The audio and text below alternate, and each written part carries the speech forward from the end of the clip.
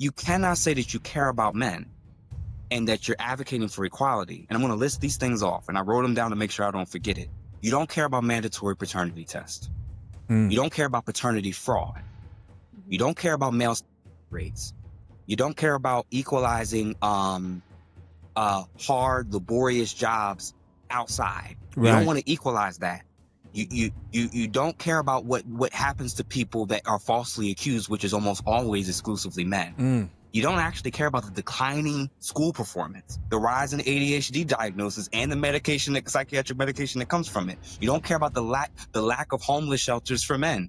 You don't care about the weaponization of the family court, the equal custodial rights, reproductive say for men, reduction in child support and alimony, pathologizing of just men and masculinity in general, negative attitudes towards even men that want a nuclear family. You don't think or care about any of these things. Drink the coffee, it'll make you feel better. So guys, this video comes from Sharing My Truth podcast. You can go check out the complete video over there on their YouTube platform. And you never see something like this. You never see a man explaining male issues and people just simply listening.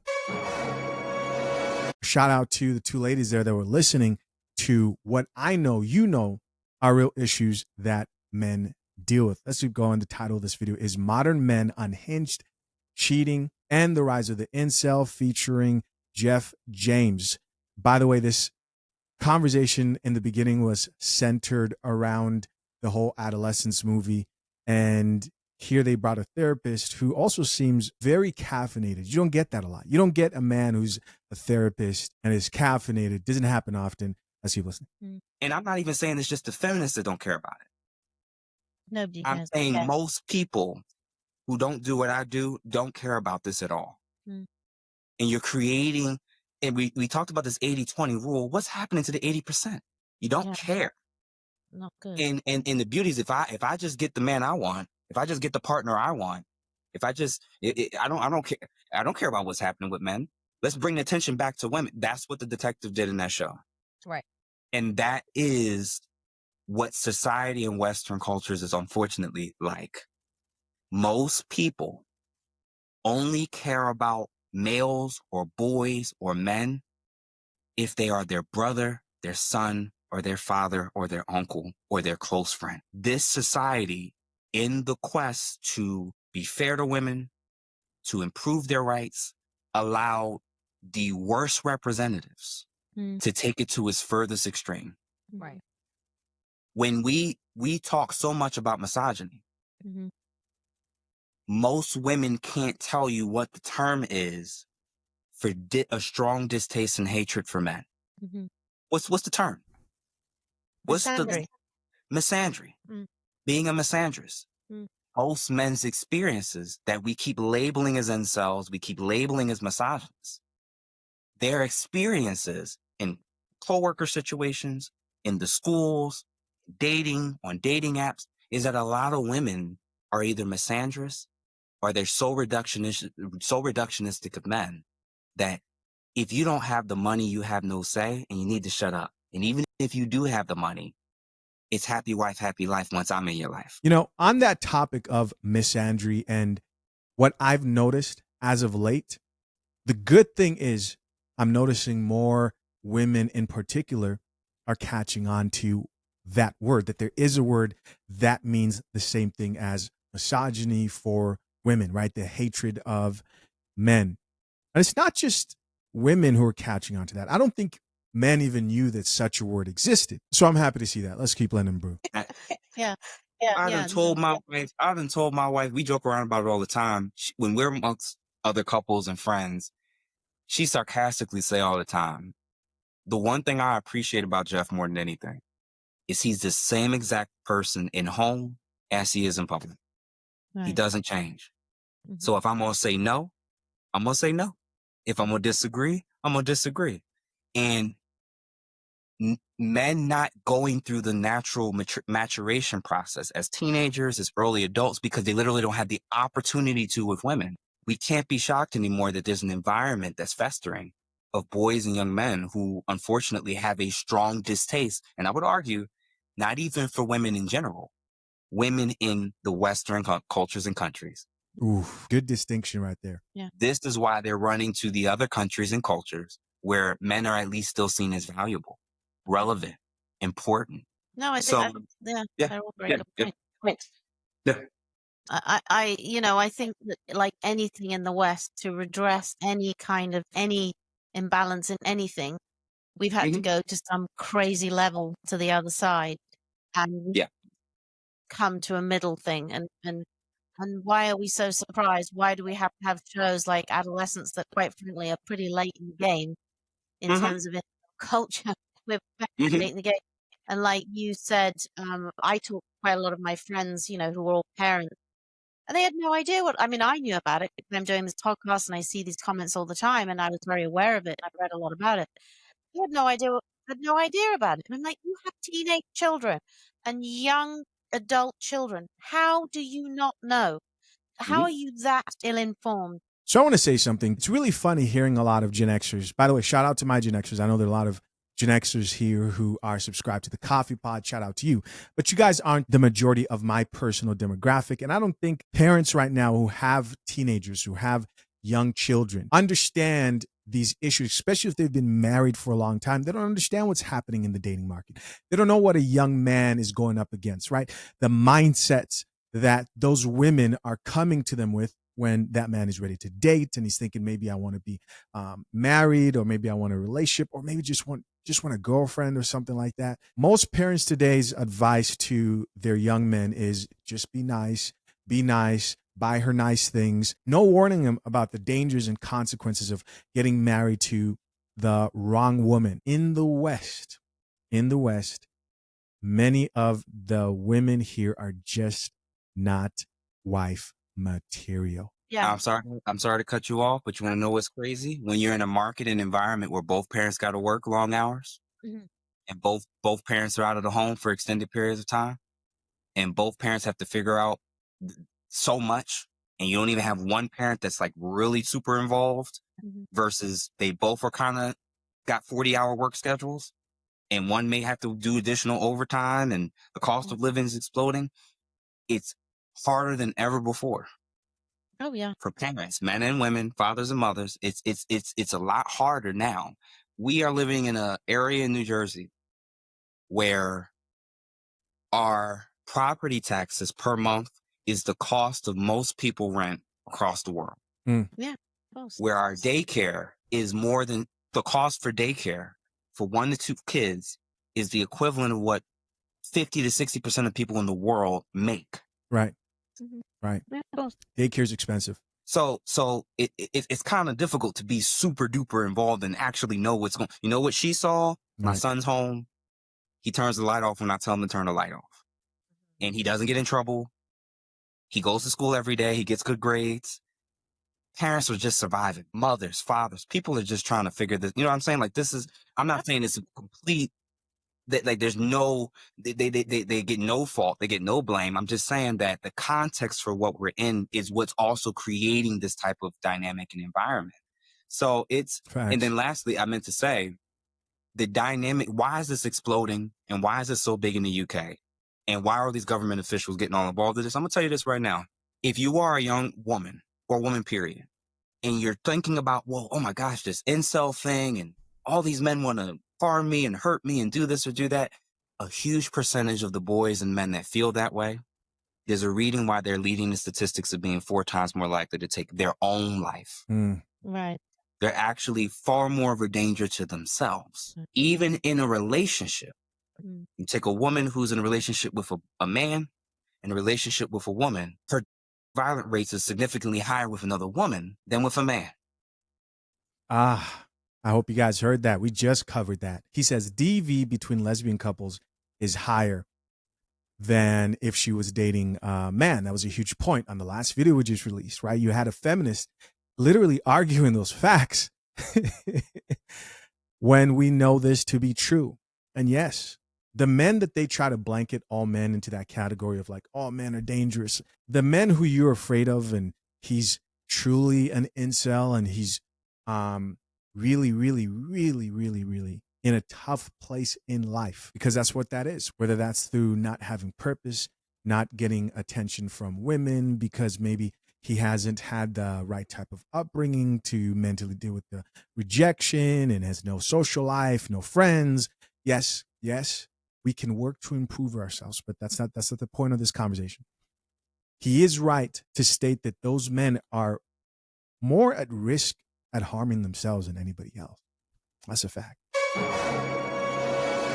But you rarely hear people harp on that point, right? And I just want to take this time to any man who's subscribed to my channel. Listen, if you're in a place, I don't care if you're married or just dating or maybe single, whatever you are, you're in a tough place right now. It gets better. Life gets better. Hang in there, bro. Hang in there. If you need to talk, DM me at my IG or shoot me an email, support@shishaz.com. But hang in there. It will get better. Life will get better. DV rates are up. Divorce rates are up when same-sex relationships between two women than her with a man. I know. It's the highest divorce rate is lesbian couples. Yeah, and so is the DV rate. What's the D? They should be having the most orgasms. That's unbelievable. Domestic violence. Yeah. DV rate. Right. Yeah. So again, the show is so popular, it's so big, probably 250,000+ people are probably going to watch it. And now they're again adding to this narrative that the most unsafe you can be is dealing with and doing life with men or males. And what I'm arguing is a huge percentage of them end up taking their own life. A very, very small percentage of them, if they get successful enough, end up finding a suitable partner, or they're going abroad to find a woman who can meet their needs. Do you know that roughly 2 million people get married in the U.S. every single year? And out of those 2 million people who get married, 600,000 wish they had this. And what is this? It's a prenuptial agreement. No, a lot of people have never actually seen a prenup in real life. Now, to put that in perspective, we're talking about a football stadium packed with married people who regret not signing a prenup. A part of me does understand why so many future husbands make the mistake of not getting a prenuptial agreement, right? A lot of people think only rich people get prenups, and the process is often very complicated and expensive. In fact, when I got my prenup, I wish I had guidance on how to choose the right attorney, how to avoid costly mistakes, and also just how to walk into a conversation, a legal conversation, feeling confident. That's why I decided to create fathershaverights.com. If you need a prenup but don't know where to start, our step-by-step guide can help. Get the questions every future husband asks answered by expert attorney James Sexton and the lead attorney before you sign your prenup. At fathershaverights.com, we've simplified the entire process for just the cost of a couple of coffee dates. No need to just take my word for it. You can check out hundreds of reviews of husbands who've prepared for their prenups the right way. Don't wait. Timing is everything when it comes to prenups. Hit the link pinned to the top of the comment section and access your prenup guide today, and you get 25% off. All right, guys, that's it. Let's get back into the video. And I want to say this because there's a bit of conflation here that I just want to be absolutely clear. The original definition of incel meant involuntarily celibate, right? That these men cannot pull women and cannot sleep with them. Now, the reason why I want to say this is because a lot of people sit there and assume that just because a man is a passport bro and he travels to another country and maybe he wants to date outside of his culture, Western culture, then he's somehow an incel, right? There are plenty of dudes who are pulling chicks right now in other parts of the country. I do get that men who struggle exist, but in many cases, I'll see chicks who use words and calling dudes incels, calling me an incel when back when I was dating, I would never look their way. Respectfully. And I see it, I'm like, yeah, you come on. This is not what that is. And so just want to make that clear. Let's keep watching. So it's not to say that there's violence between men and women that doesn't exist. Of course it's a thing.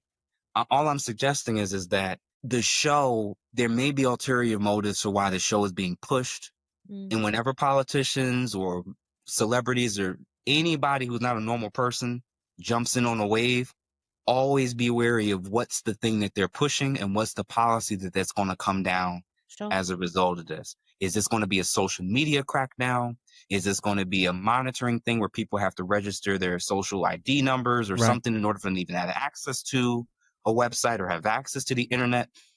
I'm going to argue this. Prime time, it's perfect to push something like this in a political environment when Gen Z and some millennials, between men and women, are splitting further than they've ever been. Yeah, you guys know what I thought about adolescence. I released a video. I kept it real. I thought the whole thing was stupid. First off, it's not a real story, right? And you even had other platforms that have been working with incel communities, actually speaking to those men in those communities, have a track record of producing material and resources and kind of talking about this issue, who also listened to the information that was coming from that show and watched it and said, this is, they just couldn't relate to it. And they've been studying the incel community for years. It's stupid. And I think he has a very good point there, right? The goal, obviously, were to get the mothers, especially the women, but of course the fathers too, if they're gullible enough, in the household, who will look at that material and think to themselves, oh, who are you watching? Who's Chisha Zed? No, you can't listen to that. You're too young for coffee. You're only 23, right? And to trick them and emotionally trigger them to think the young boys are just angry 24/7 for no reason, and they're out to hurt young women. When if in any period of time women were in the position the men are in now, you'd have the educational system and the government working together so that they could get men more involved in school, and you would have a targeted focus on how to figure out how to lower the self-deletion rate when it comes to young boys. And you'd be freaking out if this was happening to women. And no one asks why. No one asks why. And then you have a huge pool of women who are looking for explanations to justify why all these men are splintering off and voting differently than us, thinking differently than us, going their own way, not wanting to marry women. There's got to be some explanation for it. And it can't possibly be because of our decision making, our hierarchy of what we're attracted to or not attracted to. It can't be us. It's got to be because they're all incels. Right. It's got to be because they just outright hate women. It can't possibly be because there's been an environment that's been telling them that we hate you. Can't possibly be that. It can't be society or culture or the colleges or liberal. It can't be any of those factors, right? Or even how we treat the men who we think don't check off all our boxes. It can't be none of that. It's got to be because of this Netflix series, and now we need a policy to deal with that. Yeah. That's the level of thinking that I want all of us to start to get better at when we watch anything on social media, anything on streaming services, because I would argue much of the things that's impacting us and influencing the quote unquote gender war is not even coming from in here. It's coming from what we're seeing on screens and on these computers. Yeah, I definitely agree with that. And I think that's been going on for a long time. And for the past 10 to 15 years, it was a piece of cake for the powers that be, call them whatever you want, to use mainstream media where I didn't have access, right? Now you can listen to Chisha Zed because media has been decentralized. But before, you had gatekeepers that would ask you, what the hell are you going to say when you get up there? And if they hear something that sounds too true, that triggers the spending class, which are women the majority of the time, and you could get brands to stop supporting you and your platform, because that's just how powerful that used to be. They had a monopoly, right? They could write and control the narrative. Now that they're losing it, they have to figure out different ways via Netflix, via TV shows, other platforms that are springing up. But there's only one problem. People are drinking coffee. It might be too late for a certain group of people who are already caffeinated. It might just be too late. Another conversation they had here was about cheating. I thought this one was really interesting. Let's get into it. But it changes. I mean, we could obviously go on forever talking to you. There's so much to talk about. I know. So I want wanted to go back for 1 second. Yeah. Did you finish all of your thoughts on the cheating? Because we may have skipped a bit. I definitely prepped for this part because I figured this question. Let's hear it. let's go. It'll be our last little segment of the show because we've already gone over an hour, which I love. But I'd love to hear your thoughts on this. All right. So the main thing I'm going to say is I'm careful to avoid what's called a naturalist fallacy. And this is the false belief that because something is natural, it must be moral or good. So I just kind of put that out there as a qualifier with what I'm about to say. There's something called like a blank slate theory or socialization theory. And it's basically it's the debate about nature versus nurture. Mm-hmm. Most people who consider themselves feminists, they have a working presupposition or theory about human beings, men and women, and human sexuality. Right. And the belief system is rooted in this. When you lean much more into nurture versus nature, anytime you see distinctions, differences, sociological reactions or responses for whatever reason between men or women, you're going to believe that you can socialize it out of them. Mm. And what do you mean by that? What it means is if you don't believe that there's biological, evolutionary hardwiring that's built into us to be attracted to desire, to do and behave in certain ways, right, you're going to believe that the sex that's not doing what you think they should be doing is because you can socialize them to now act like the other sex. Right. Okay. Yeah. All right. The reason why that's important with this topic and all others is because there is a version of femininity that believes any distinction, even when it comes to sex, is something that just has to be completely 100% socialized and changed out of men. And that as long as men start to behave, communicate, think, and act like women, they'll be fine. Yeah, this is so important, man. And this is part of the reason that I have a problem with a lot of therapists. Because you don't hear therapists talk like this. When you talk to most therapists, they do believe in nurture more than they do nature. They believe that anything can be nurtured. Here's a great example of this. Right now, the conversation had when people talk about women and why they are single. It's starting to shift to a bit of where are all the men and oh my gosh, men aren't dating anymore. It's starting to go that way. But the majority of the conversation surrounding that topic still right now is men aren't rising up to the expectations we have for them when it comes to emotional intelligence. Right? Because we no longer need men to provide and protect, because men have built the world that we live in and have made it really comfortable, and they've, created police departments, and they have created Uber Eats and DoorDash. Oh, how do you know women didn't help create that? Shut up. That's the misogyny they're talking about there. You know the truth. You know who the fighting class is that protects this country. And they've done such a great job. We no longer need them. So we see no need for them. And so if I'm going to date a man for marriage, and if I'm going to stay married and not be part of that majority that initiates divorce, then I need you to be more emotionally intelligent.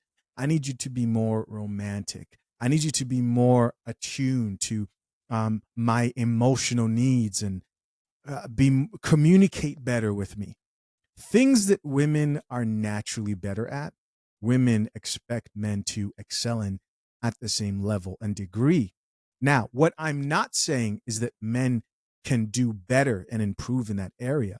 I had to learn that myself, right? I know there are guys out here who think, oh yeah, I can have a healthy relationship without having any emotional intelligence. And there are people who, don't even like that term because it's hard to define like what is emotional intelligence. Guys, I get it. But we can simply just dial this into being able to have healthy conversations, communicate healthily, right? Be vulnerable. Certain amount of vulnerability is needed if you're going to have any type of relationship, even with your boy, right? You know things about your close male friends or brother or whoever you consider close to you that other people don't. And women are saying, okay, men need to improve that. That's fine. Men can improve that. Sure. They can be better. But what they will never be is a woman. They will never be a woman. And too many therapists out here are too focused when they're in a session, with a man. They want to turn that man into a woman. certain ways, you're going to believe that the sex that isn't the sex that's not doing what you think they should be doing is because you can socialize them to now act like the other sex. Right. Okay. Yeah. All right. The reason why that's important with this topic and all others is because there is a version of femininity that believes any distinction, even when it comes to sex, is something that just has to be completely 100% socialized and changed out of men. And that as long as men start to behave, communicate, think, and act like women, they'll be fine. Right. Mm-hmm. So when it comes to sex, they'll insist that there is no innate psychological differences between men and women. Mm-hmm. They'll functionally believe that because they're psychologically the same, we should have the same expectations. The physiological differences some are very minute, but then some are massive with huge implications. These are some of the differences that I noted. And obviously, naturally, we know that there's differences between men and women: grip strength, speed, upper body strength versus lower body strength. We know this. Like, generally speaking, there's physiological differences, but there's physiological differences when sex occurs and when they have orgasm. Mhm. And I'm going to question I'm going to have a question once I list these off. And the question is this, actually: do men and women experience sex, and are the consequences they experience from said sex the same or different? These are the things that I noted that were different. Men tend to have higher sexual desire and are more accepting of casual, non-commitment based sex. Sex hormone amounts and patterns are different between male and females. The hypothalamus, which is the region of the brain involved in sexual activity, is both larger and more sensitive to testosterone. Mhm. Men tend to experience quicker and more intense sexual arousal and orgasms compared to women. Research shows that women's sexual desire has more variables and is influenced by factors like self-esteem, relationships, emotions, and how they feel about their bodies, the relationship and overall emotional state, social consequences of clear communication of their desires in the domains of sex, especially sexually. So think of it this way, because that one could be a little bit confusing. If men were bluntly or straightforwardly honest about how often they think about sex, about the different ways that they think about sex, about the different types of women that they want to experience in terms of thinking about sex, if they were honest about how they felt sexually, are they rewarded for their honesty? No. And then lastly, That was quick. reproduction evolutionary drives for men or women. You are the product of thousands, if not tens of thousands of years of one side of a person or one set group trying to survive and procreate and mate select in a certain way. And the Mm. other group, you're the product of a person people who kept sowing their seed. Mhm. And the question is going to be like, well, wait a minute. If there's all of these evolutionary, biological, physiological differences, Right. and men and women clearly don't even experience sex, let alone orgasms in the same way, I don't know. Actually, I do know, but I'm just saying it facetiously. I don't know that in the quest to be like men, that's actually been a net benefit to most women, especially after 40, 50 years of this experiment.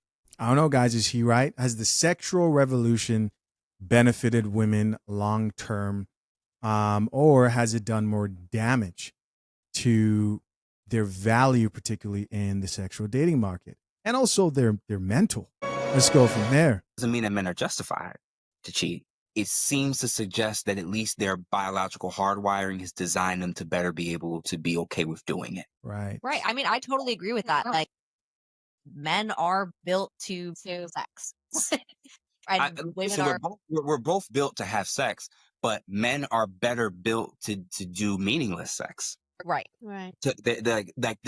What came with the sexual revolution and liberation, we have to acknowledge, was the opening the door for loveless sex, Well, men are built to populate the earth. for commitment-less sex. Mhm. And men are biologically hardwired to be better built with doing that on a regular basis. And nothing feels like wrong for him to do it. He doesn't have to know your name. Mhm. He doesn't have to know anything about you. He just has to find you attractive. There's so many more social cues. There's so many more cues that a woman is safe.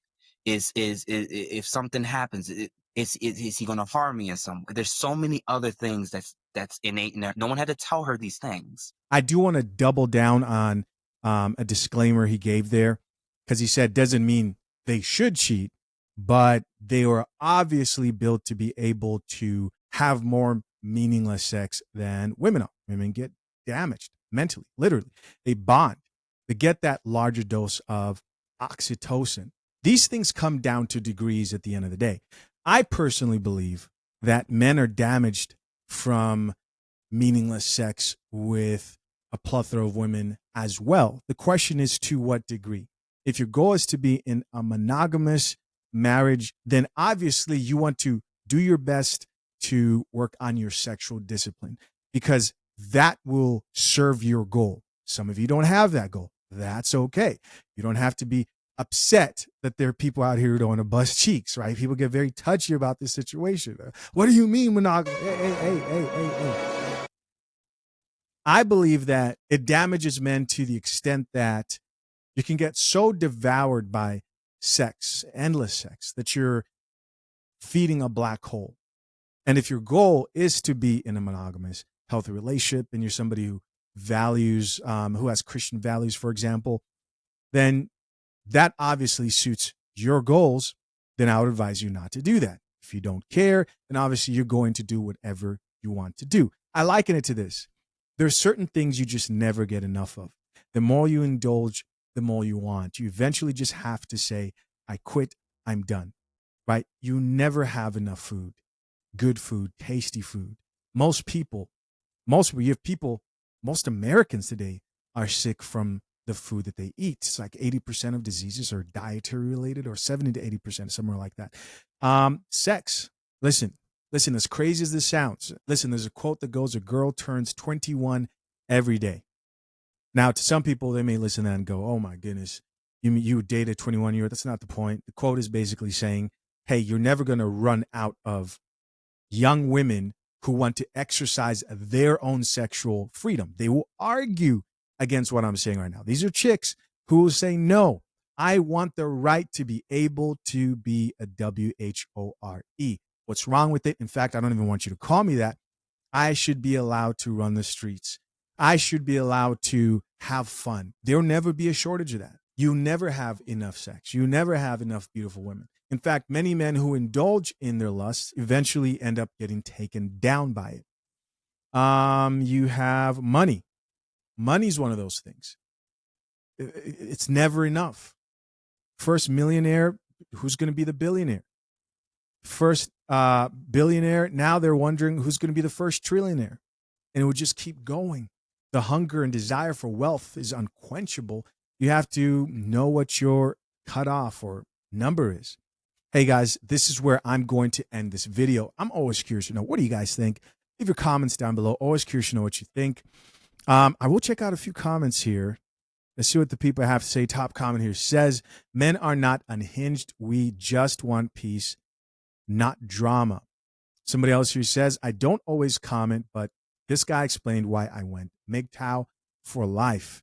Here's another person who says, my brother is 35 but looks 21. He's dominant, calm, don't watch cringe content like Manosphere. He doesn't even have social media or use social media. Says a lot about him. Women chase him, stare at him like crazy. LOL. And the funny part is he don't care at all.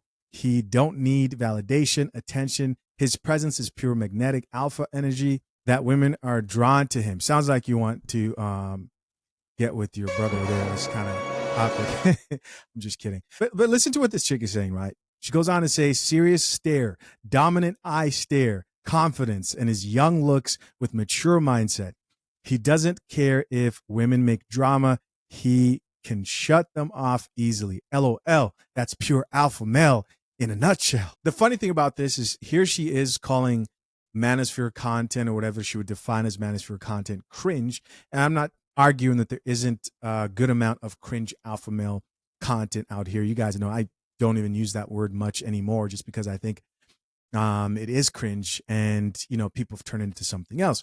But her advice here sounds cringy itself. His presence. Okay, so what should men do? Get pure magnetic alpha energy? Is that your advice? Okay. And then she ends it by saying, thanks for your video, girls. Just do your thing. Don't listen to those beta males. So she starts off her comment talking about what her brother does to attract women around him, and then ends it by telling men to just be themselves. This is why you can't take any advice from most women, unfortunately. Somebody else here says, I think Jeff makes a fantastic point that an increased number of boys and men, right or wrongly, don't see feminism as a movement about equality, but as a solely female advocacy group. Until that perception changes, I don't see the gender wars getting any better, unfortunately. Yeah, I remember asking, when do you guys think the gender wars will end? And my stance on that is things will finally change when true equality happens when it comes to, or at least we'll see a shift of it when it comes to family court. When there's many female breadwinners as they are male, we're getting close to that. Then we'll see things change, because society, man, they usually care when women are being affected with problems than when men are being affected with those same exact problems. And so when you see women dishing out alimony, when you see them losing half of their stuff, when they feel the pain themselves, I think you start to see some change.